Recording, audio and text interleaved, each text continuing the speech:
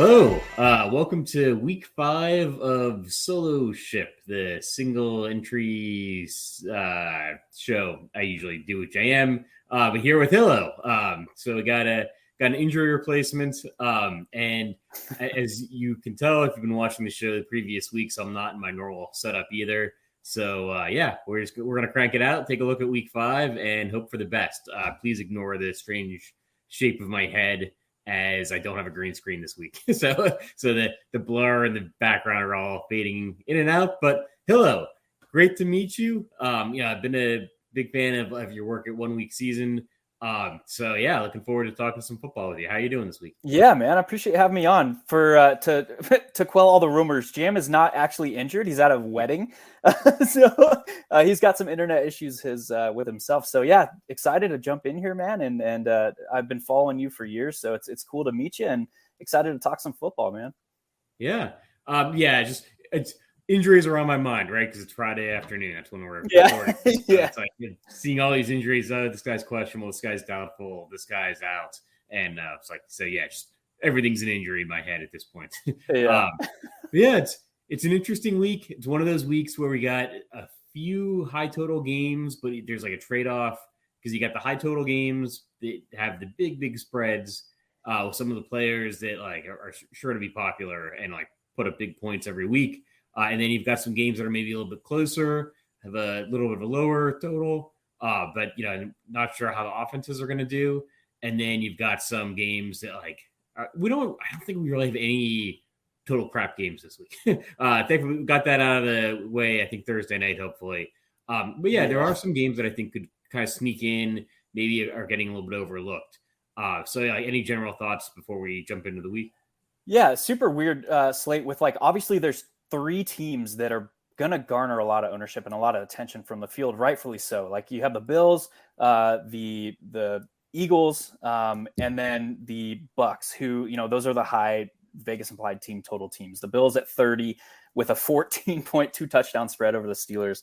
And then obviously the Bucks, Vegas implied team total at 28. They're 10-point favorites over the Falcons. And then the Eagles kind of are in that tier 1A or tier 1B, we'll call it, for Vegas implied team totals at 26, almost 27 points.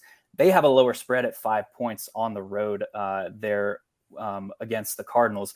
But then there's 7 games that land within, I call it the magic range of game totals, right? The 43 to 47.0 game totals, which is kind of where Vegas doesn't really know what to do with these games. So the variance associated with that kind of game total, there's a wide range of outcomes in those games, and there's 7 of those games this week. So it's a really fun slate from that sense, from the sense that you can be different without making these suboptimal plays pretty easily on a slate like this. It's interesting. I didn't know where you were going to go with that third team. And so I agree. I think Buffalo is going to be really popular. I think Josh Allen might be the highest owned quarterback going forward almost every week in and week out. I mean, we'll see what they do with his price. But this is an interesting week because it's a big spread over the Steelers. And so right away start thinking, I don't know if I need to play these Bills, and maybe Devin Singletary is the Bill I'm the most interested in, because they could just, they could get out to a big lead and shut it down a little bit, especially if Pickett and Pickens, right? Yeah. Right. Exactly. If they've got, I'm reading the 1 Week Season write up, they were talking about how the Bills have a defense that to confuse quarterbacks. This is a guy making his first NFL start. It could be a disaster. And long term, I think it could be good. It could be good. It could be great. I think maybe the Steelers offense is a boost going forward, but this game could be trouble. And that could be trouble in terms of peak performance for the Bills offense. And then I think Tampa Bay actually has a pretty good setup this week where they have a high implied team total, and you've got the Brady narratives, and pretty good prices. Brady's not that expensive. Chris Godwin's kind of priced down. Leonard Fournette is never as expensive as he should be. So I kind of knew you were going to go Bills, Buccaneers. I actually like the Saints. I'm just taking an initial look at things. I'm getting a lot more New Orleans players than Philadelphia players, because Michael Thomas is out. That boosts up the other receivers like Landry and Chris Olave. Yeah. Oh, yeah. So yeah, they boost those guys up. Alvin Kamara has had a dramatic price reduction. He's coming back from an injury. I'm going to end up with like a lot of Alvin Kamara. I know, Yeah. like he's one of those guys that like on Sunday morning I'm going to have to like be setting these caps because I'm just going to pop off like a bunch of Alvin Kamara. And I'm not getting that many Philadelphia guys because I think they've only got 1 point over the Saints. I think in the implied point totals, but they're much more expensive.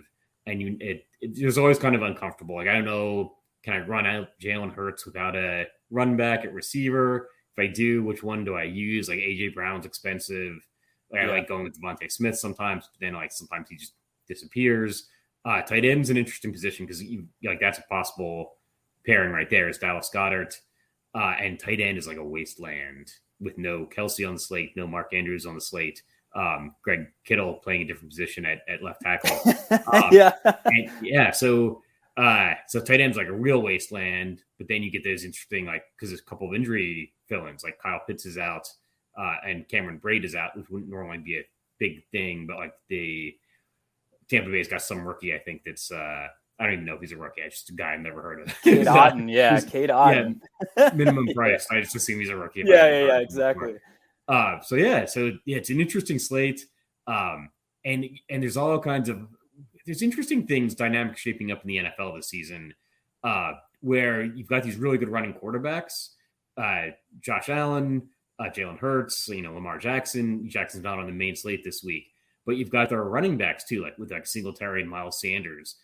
I'm starting to like the idea of like pairing the Russian quarterbacks with the other team's running backs. So like a lot of Josh Allen, like Miles Sanders pairings, just because like what if it's a Miles Sanders week and then suddenly Hurts isn't the quarterback and Josh Allen is, and you're like getting all those points and it's like leverage. I don't know. Yeah. These are the things I think of. There's a couple of like deep-seated innate like human nature tendencies that are, like from human psychology standpoint that I think you brought up that are really important with that. Like one is like how we have to think through like how rushing quarterback ceilings are unlocked. And I think the general tendency from the field is like you can play them solo because they can do so much on the ground. Well, it's like when you look at like how these quarterbacks, these mobile guys have performed historically, it's like when they hit like a 90% outcome ceiling game, they're bringing at least one pass catcher with them. The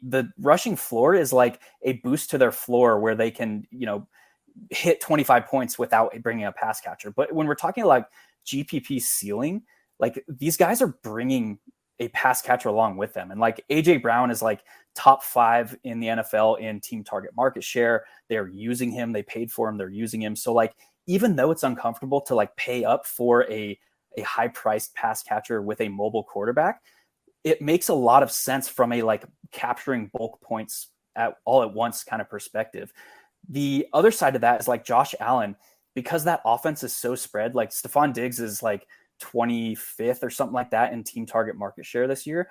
Because that offense is so spread, you typically don't want to be paying up for like a primary alpha type wide receiver because you're paying such a high price for not the same comparable like team target market share on that offense. I like Isaiah McKenzie a ton this week because he's very natural stack partner with Josh Allen. He has a big red Q tag, so he's probably not going to get a lot of ownership coming off of that concussion. But what do we have like working for him? Like Jamison Crowder has been sharing slot time with McKenzie, and now he's out. So like, is the team comfortable running Khalil Shakir in Jamison Crowder's role, like splitting with McKenzie? We don't know, but like there is opportunity for McKenzie's role to grow this week. And he makes like for a cheaper, combinatorial price pairing with Josh Allen this week. Yeah, that's actually a good point. Is these offenses get popular and then they get priced up, like we're seeing I think with Buffalo and Philadelphia, and like in order for the really expensive wide receiver, the Stephon Diggs, the AJ Brown, to get there with the quarterback, like they've got to be catching multiple touchdown passes. And then it's almost like if the drives are ending that way, then maybe the quarterback's not having the extreme outlier game he needs to have because he's not rushing in the touchdowns. And like pairing them with the cheaper option sometimes makes a lot of sense. Like pairing them with the Devontae Smith or who's the third, like Quez Watkins. Quez Watkins, yeah. The 3-target Quez. Yeah, and but like if he takes one to the house, then because he's going to be cheaper. I mean, I didn't look like Quez Watkins' price before the show. But I'm just assuming like he's much cheaper. And then like Shakir, the Bills rookie, is interesting because he's pretty cheap. He hasn't appeared in a lot of games so far, but like you expect a rookie's opportunities to grow as the season goes on. And Dawson Knox is out as well, so like that's a red zone target. And it'll be interesting because like if Crowder's out and Knox is out, then you actually do start to get some Bills pieces that are a little bit cheaper, whether it's McKenzie or Shakir, or I don't know who they're going to roll out. It's like Quinton Morris. Did I make that up? Tight end? Yeah. No, I think you're right. Yeah. Oh wow. Okay. Yeah. They're going to put somebody out there at tight end. I don't know if he's a pass catcher. I think his name's like familiar to me because of showdowns. So it's like exactly. Min price tight end too, baby. Yeah. So there's some interesting tight end options, and it actually like Tyler Higbee is probably going to get a ton of ownership from both FanDuel and DraftKings, and he's not somebody I'm going to like X out or try to totally avoid, but the ownership might actually get out of control with that at the tight end position now that I think about it, because everyone's going to be going to Higbee, and like some of these guys are priced at 2,500 and just need on DraftKings it's 4,500 on FanDuel, and like they can pay that off with a touchdown. Like if Quinton Morris, Reggie Gilliam, whoever the Bills guy is, like if he just gets a touchdown at 4,500, suddenly he's main slate relevant at a week when there's no other tight end options. Yeah, that's like it's the tight end position this year is like it's halves where it's like Travis Kelce or Mark Andrews, and it's have-nots like everybody else. Like those are the two guys that can put a slate like out of reach where you had to have them or you're not winning anything. The fact that those two guys are not on this slate, I want to be embracing as much variance, like from a theoretical standpoint, at a high variance position, because those guys are not on the slate. They cannot put it out of reach. So now we're basically in this like nebulous hunt for touchdown at a high variance position where it's like, I kind of want to be leaning into that even from a single entry mindset where it's like, I'm looking for a touchdown, and it doesn't matter how pricey or not pricey a guy is. If they score, then they can be relevant this week. Yeah. And there's like Parker Hesse, somebody's filling in for Kyle Pitts, and like I haven't even uncovered that one yet. I was looking. I mean, again, it's like a guy I've never heard of. I'll presume he's a rookie. I don't know. But he actually had about as many receptions so far this season as Kyle Pitts did. And so maybe that's something you're interested in then, but maybe it's something not. But like Pitts is a little bit more expensive, even though his price has been dropping. But he's certainly more popular than like Parker Hesse will be.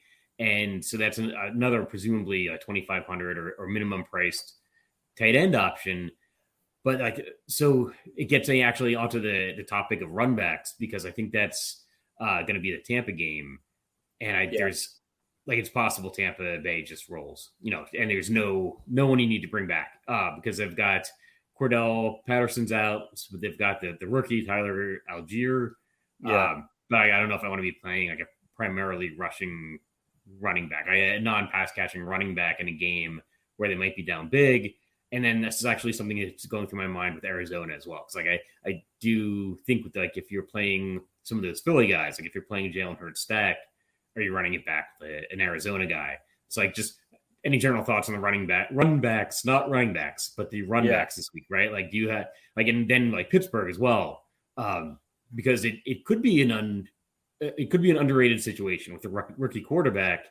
And maybe that like Buffalo Pittsburgh game explodes a little bit, and like if Pittsburgh's able to keep it relevant, but maybe not. Like maybe the Bills defense is the play you want from that from that game, and you don't want to be playing any Pittsburgh guys at all. I think there's a couple interesting, angles to consider there. Like one, Drake London, for talking back to Tampa Bay, Drake London is like second in the league in team target market share right now as a rookie. So he's like seeing like 35% plus of the targets so far. in Atlanta. So we know that Atlanta is like trying to base their identity around the run game. They have like the top ranked offensive line, run blocking offensive line this year. But like if they're forced to throw more, and we already have seen Drake London be this massive part of the offense, there is room to grow from a targets perspective there for Drake London. So I really like him as just a natural bring back in Tampa.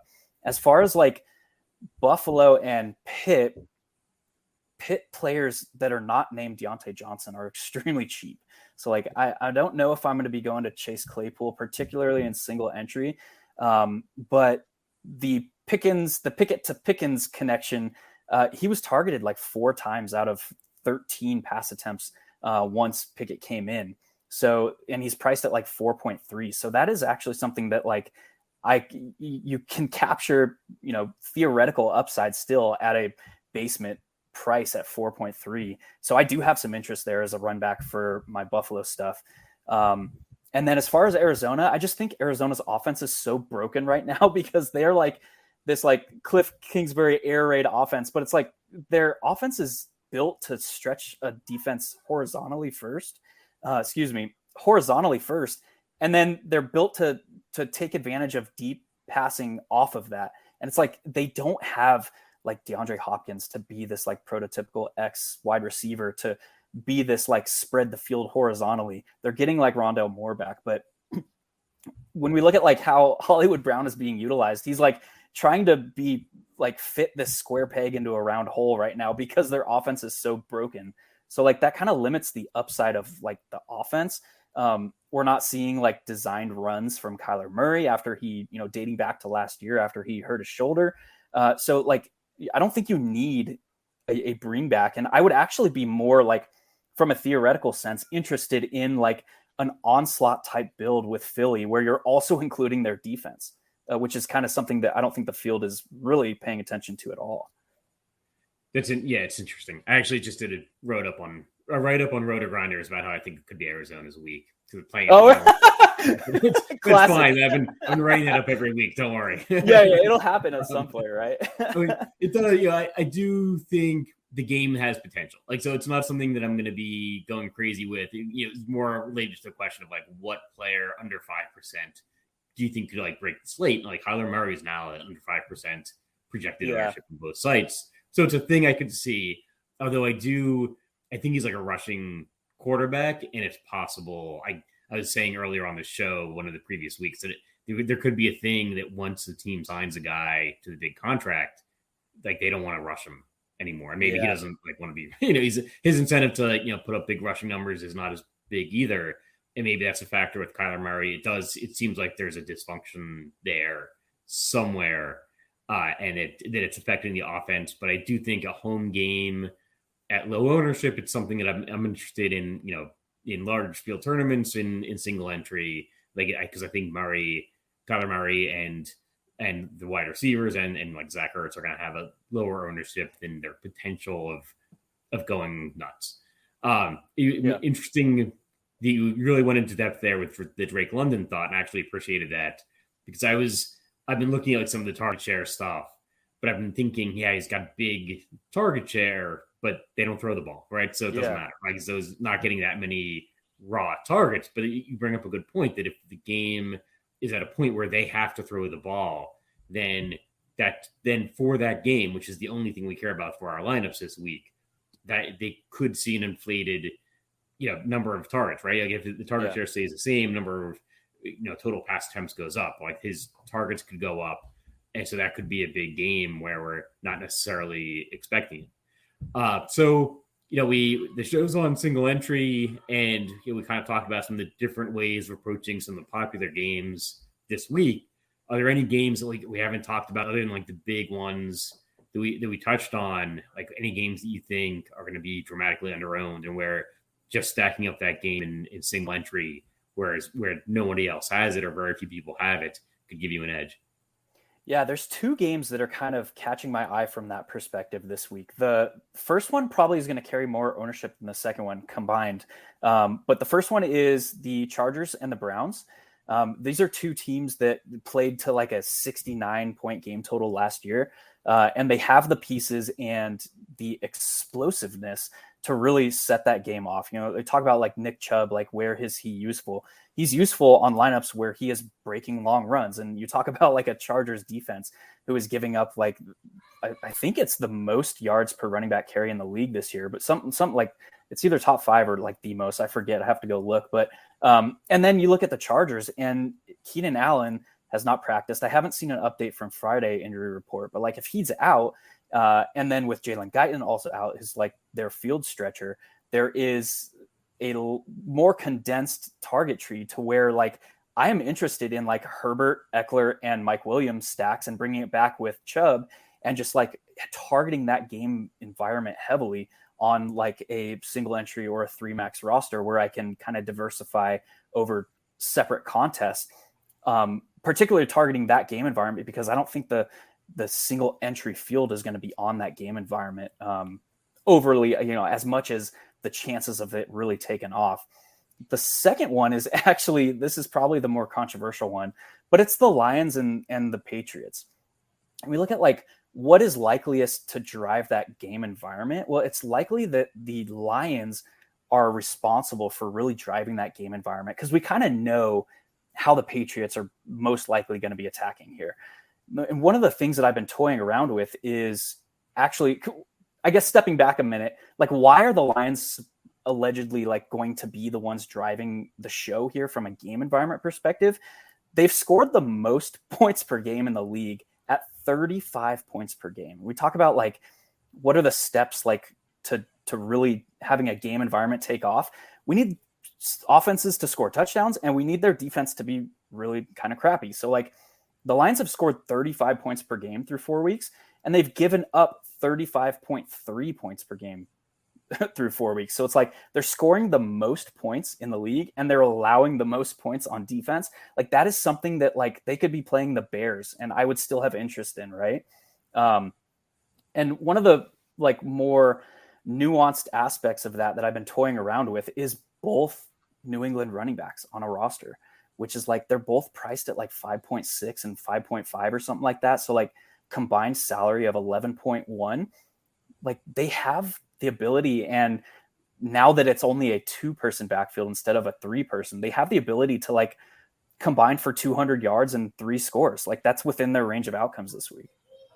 Interesting. Yeah. So people don't like uncertainty. I think both games you touched on there have a lot of uncertainty, and people are starting to develop their rosters in their heads like Friday and Saturday. And they don't like the idea. Like, I don't know who's going to be catching the ball for the Chargers, right? Like who do I pair with Justin Herbert? Like I know Justin Herbert's a really good quarterback, and like Williams could get there. Like I don't know about is Keenan Allen in play? I don't know. But that's actually, I was thinking Gerald Everett's there because that's a tight end is going to be a position we struggle to fill this week, and he seems to be getting more targets like with Keenan Allen out. And to kind of sometimes have to embrace the uncertainty, or maybe if Keenan Allen is in, last minute, then maybe that's a place you go, because you could see some targets there. And people don't like the Cleveland offense at all. Like people don't like to play Jacoby Brissett, and they're probably not going to pass the ball. Like I don't want to play Jacoby Brissett either, but then that makes the number of game stacks of that game decrease. So there's some uncertainty. And then like New England, there's a ton of uncertainty. I have no idea who's playing quarterback. Zap? Yeah, it's probably going to be him because Hoyer was already ruled out. Yeah. And I think Mac Jones is out. I think he was ruled out today. Okay. Check that. Yeah. But I think he was ruled out. But we've seen Bill Belichick literally not pass the ball in games, right? Like Larry's had one pass attempt or like 3 pass attempts with Mac Jones as the quarterback. And if the Lions have a terrible defense, then if they have success running the ball, he might not stop running the ball. Like he might, he doesn't care if there's some headline that you only had 3 pass attempts in this game and they're on their 3rd string quarterback. Well, yeah, like if we're running the ball and they can't stop us, why would I stop running the ball? So it's really interesting, and no one would ever pair 2 running backs. Like and both of those games, right, are games you could potentially pair both running backs in the same lineup with Kareem Hunt and Nick Chubb. Ramondre Stevenson and Damian Harris. Yeah. So a couple of really interesting thoughts there. Yeah, and I think it's like the percentage chance of those respective game environments like being the had to have it game this week is probably higher than the combinatorial ownership of those respective games. So those are like just the leverage situations that are you can get access to so much upside without like introducing suboptimal plays. Like you're not betting on like the Cleveland passing game when we know the kind of like the identity of that team is going to be biased towards the ground and the matchup sets up for that. Well, you can still get access to all that without like trying to, guess, is it an Njoku week or is it like, are these other secondary kind of options going to be, is it their time to shine? Well, it's like, we can still make, plus EV bets without sacrificing like suboptimal plays. Yeah. And people think now in terms of stacking, I think for years that people have been thinking in terms of stacking, and you tend to see the running backs that rise to the top of projections be guys that are in high scoring games. At the running back position. So like Leonard Fournette will be popular this week. And I think he's a good play. And like, I think Alvin Kamara will be popular. I think that's a good play, but people overlook like Nick Chubb, Kareem Hunt, and the New England running backs, like are perennially, every week, like nobody owns them because they are always in games that have low scoring, low implied point totals, low totals for the game. But why not play one of those New England running backs if New England's on their third string quarterback? Like, they might go in with a game plan against a bad defense of we're just not going to throw the ball. Like we're just going to rush the ball an obscene amount of times. And you don't have to play both of them. Like you could just pick one. It's difficult to pick because you don't know which one is going to get there. And you can, I think it's plausible to play both this week for New England, especially. I think, even for Cleveland, depending on the contest that you're in. And I haven't really taken a look at the prices, to be honest, either. But if the team is going to go in with a game plan of we're just going to run the ball and we're just going to keep running it, like take one of those running backs from one of those games that might be projecting a little bit lower and might have a little bit of a lower implied point total, lower, Vegas total, but the running back could end up with 150 yards and 2 touchdowns and be the guy that breaks the slate at 1 to 2% ownership. Yeah, one of the interesting things that I also found in researching for that specific game, the Detroit and New England game, is like there's been all this talk about this probably over the past 2 seasons about like offenses adapting to beating cover 2, cover 3, and 2 high defensive schemes. Well, it's like, Patrick Mahomes was talking about it 2 years ago. Last year, Justin Herbert was talking about it. This year, we've seen Joe Burrow talking about it in Cincinnati. Like, how are we adapting our offensive mindset to beat these type of schemes? Well, and then we have a game like Detroit and New England, where those are the 2 teams running the most man coverages in the NFL this year. So like we're kind of like into the previous like 5 years of the NFL with these 2 teams specifically playing each other. And that opens up a lot from like a splash play potential. It opens up a lot from like running lanes, talking about like a standard like 3-4 base cover 2 defense. It's a little bit easier to cover B gap runs. It's a little bit easier to cover off tackle runs because they have an extra linebacker like dedicated to keeping an eye on that. When you get like these man coverages, you get a lot of like secondary, like safeties, or not necessarily safeties, but like cornerbacks with their back turned to the play because they're worried about their man coverage. And that's where you get like these chances for 25, 35 yard runs, these like the B gap runs, the off tackle stuff. And New England's going to be utilizing a lot of that. And it opens up, chances for Detroit to kind of like find their way back into the game because they have players that can beat man coverage. Like even Josh Reynolds is like in the top 24 in PFF rating against man coverage this year. So like they have the pieces. TJ Hawkinson is like the 3rd best tight end against man coverages. So they have the pieces to like keep this game and pushing it and keep this game environment being driven towards like some upside. Yeah, that's fascinating. I mean, that's the kind of football knowledge that I just don't possess. It's rare to find like that kind of like, being able to combine like the football knowledge with the potential game planning of what the teams can do. And it's one of the things I really like about 1 week season is getting into the coaching tendencies, because that tends to be something that's more consistent than even the player performance. Is what is the team going to try to do? I mean, that's a game plan that they can control and tends to be consistent from coach to coach. And I think that's really good insight. All right, any final thoughts on the week? Anything you're looking at that we didn't go over? I don't think so. I think the general feeling from this slate is like, how are you going to handle tight end, and where are you going to allocate like salary? I think a lot of people are going to be looking for certainty when it might not be there. So like Stephon Diggs, like the perceived certainty that comes with paying up at the wide receiver position, I think is going to be the general trend from the field this week. And so like paying up at running back ×2 is like a really easy way. Like we talked about how to leverage that through a specific game environment, but like there's also like, things that you can do just to, again, like make plus EV decisions without introducing suboptimal plays. And I think that's really, really, from a basic roster construction mindset is going to be super important this week, because there is literally just not as much certainty on the slate, because all the high game total games are these wide spreads, and then we have this lump of 7 other games that are all kind of tightly compacted. So like back to basics this week is going to be huge. Excellent. Yeah. I mean, I think embrace the uncertainty, because like what you tend to see is you see the cash game, people want to be certain, right? So they go for the cash game kind of construction, the cash game players, and that leaks over to the single entry tournaments. And I think that's where you can get an advantage.